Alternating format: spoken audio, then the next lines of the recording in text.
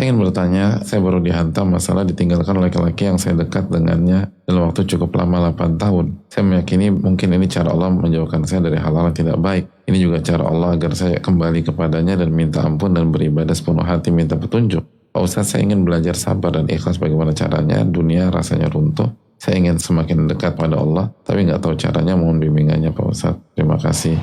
Kita tahu bahwa ada jarak yang diatur oleh Allah dan Rasulnya SAW ketika berbicara tentang hubungan laki-laki dengan wanita. Dan dalam kenyataan masyarakat kita, laki-laki yang dekat dengan wanita selama 8 tahun banyak kasus itu seringkali jatuh ke dalam hal-hal yang tidak tepat dan offside lah ya. Walaupun mungkin tidak zina. Jika itu dinamika kebersamaan kita, maka ini cara Allah SWT menolong kita dan menjaga hati kita dan pergaulan kita agar tidak jatuh ke dalam hal yang haram. Atau kalau dilanjutkan bisa jatuh benar-benar ke dalam dosa besar.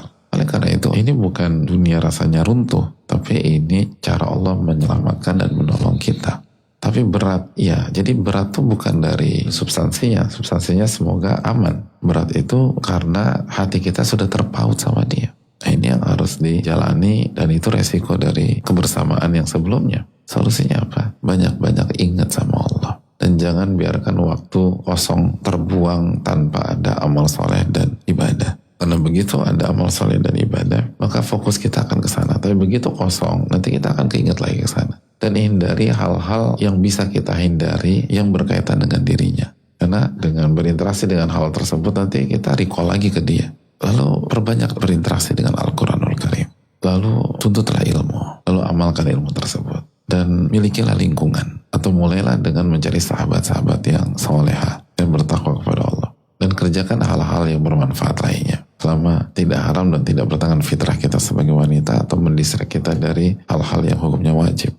Lalu banyak doa sama Allah dan jalani hadirin. Insya Allah, sebagaimana ucapan para ulama klasik, musibah itu yang terberatnya itu dihentakkan pertama. Dan akan berangsur-angsur ringan, begitu berjalan oleh waktu. Makanya kan kata Nabi SAW, inna sabra inda sadamatil ula. Kesabaran itu ketika hentakan pertama. Karena itu paling berat. Makanya kan dalam konteks berpisah, misalnya tinggal wafat, ada banyak orang begitu dapat kabar itu pingsan. Tapi apakah di hari-hari berikutnya dia pingsan-pingsan terus? Enggak. Pingsannya di hari pertama aja. Karena memang yang paling berat itu di saat-saat pertama. Jadi insya Allah hari-hari esok itu gak seberat hari-hari ini. Kalau kita bisa jalani hari ini dengan zikir, dengan doa, dengan takarub dan sebutkan diri dengan ketaatan, insya Allah habis itu akan lebih